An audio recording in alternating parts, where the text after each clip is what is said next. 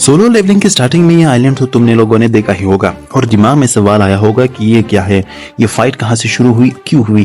तो इस आइलैंड का नाम है जेजू और आज हम जेजू आइलैंड के आर्क को एक्सप्लेन करेंगे। तो इस वीडियो का बेसिकली फोकस दो चीजों पे होने वाला है, एक जेजू आइलैंड की रेड, सेकंड आंट किंग का एक्शन। तो जेजू आइलैंड में एक एस रैंक का गेट अपीयर होता है और अगर आपने मेरी वीडियो देखी हो तो आपको पता होगा कि क्या होता है। अगर इन गेट्स के डंजन्स को क्लियर ना किया जाए तो डंजन्स ब्रेक होते हैं जिससे मॉन्स्टर्स बाहर आते हैं।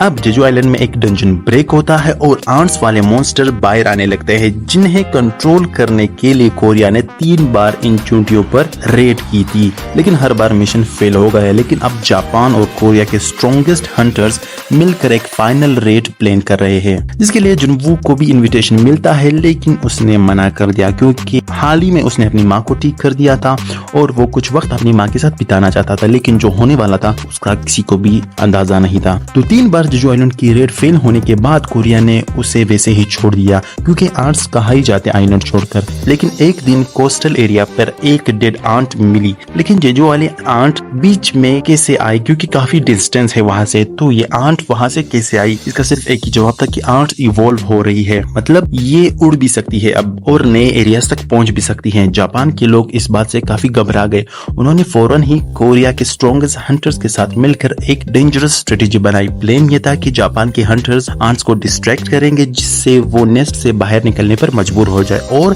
क्वीन अकेले ही रह जाएगी और तब ही कोरियन हंटर्स सीधा क्वीन पर अटैक करेंगे और उसे खत्म कर देंगे। अगर क्वीन मर गई तो पूरी कॉलोनी ही कोलैप्स हो जाएगी क्योंकि वैसे तो आंट्स बहुत ताकतवर है। एक आंट एक ए रैंक के हंटर के बराबर है, लेकिन उनकी एक कमजोरी थी, वो सिर्फ एक ही साल तक जिंदा रह सकते थे। कोरियन हंटर्स को ये प्लान परफेक्ट था मगर उनको नहीं पता था कि जापान की असली इरादे क्या थे। प्लान के मुताबिक जापान और कोरिया के हंटर्स आइलैंड पर लैंड करते हैं। जापान के हंटर्स आंट्स को बिजी रखते हैं जबकि कोरियन के हंटर्स जो होते हैं वो क्वीन का सफाया करने के लिए नेस्ट में इंटर करते हैं। नेस्ट के अंदर चोई जोंग अपनी पावरफुल फायर मैजिक के साथ आंट्स को चलाता है। बाकी हंटर्स भी पूरी ताकत से लड़ रहे हैं। बिंग जो अपनी हीलिंग पावर्स के इस्तेमाल करते हुए सबको पावर्स दे रहा होता है ताकि कोई हंटर ज्यादा इंजर्ड ना हो। आखिरकार हंटर्स क्वीन तक पहुंच जाते हैं। एक जबरदस्त फाइट होती है और क्वीन को मार दिया जाता है और हमें लगता है कि सब ठीक हो गया, लेकिन तभी एक अजीब सी चीज होती है। नेस्ट से बाहर की सारी आंट्स एकदम वापस भागने लगती है जैसे ही उन्हें कोई सिग्नल मिलता है। पूरा एटमॉस्फेयर एक अजीब सी एनर्जी से भर जाता है और तभी आंट किंग की एंट्री होती है। भाई साहब एक अलग ही एंट्री थी इसकी और इसे फर्क तक नहीं पड़ता कि इसके सामने कौन होता है, वो सीधा क्वीन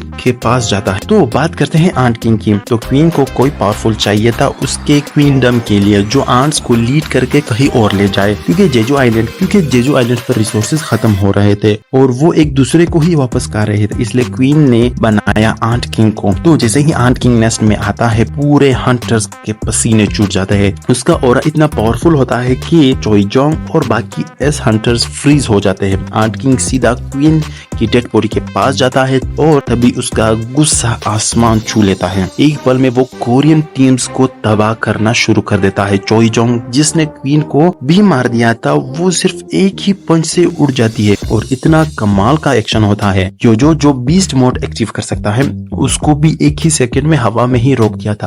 आंट किंग सिर्फ एक ही चीज कहता है कि तुम इंसानों का किंग कौन है, क्योंकि तुमने मेरी क्वीन को मारा तो बेसिकली मैं तुम्हारे किंग को मारूंगा। तभी आंट किंग को गोटो रियूज जो कि जापान का बेस्ट हंटर था उसकी एनर्जी महसूस होती है और वो वहां चला जाता है और गोटो से पूछता है कि तुम किंग हो, और तो गोटो भी कहता है कि हाँ मैं किंग हूँ। लेकिन एक ही सेकंड बाद उसकी हालत देखने लायक ही नहीं थी।